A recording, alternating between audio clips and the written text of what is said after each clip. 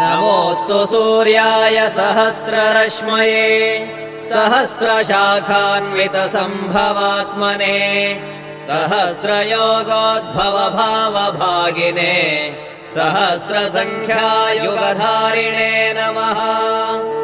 यन्मण्डलम् दीप्तिकरम् विशालम् रत्नप्रभम् तीव्रमनादिरूपम् दारिद्र्यदुःखक्षयकारणम् च पुनातु माम् तत्सवितुर्वरेण्यम्।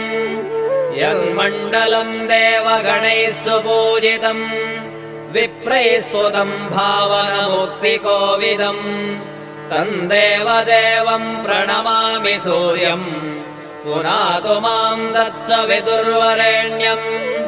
यन्मण्डलम् ज्ञानघनम् त्वगम्यम् त्रैलोक्यपूज्यम् त्रिगुणात्मरूपम्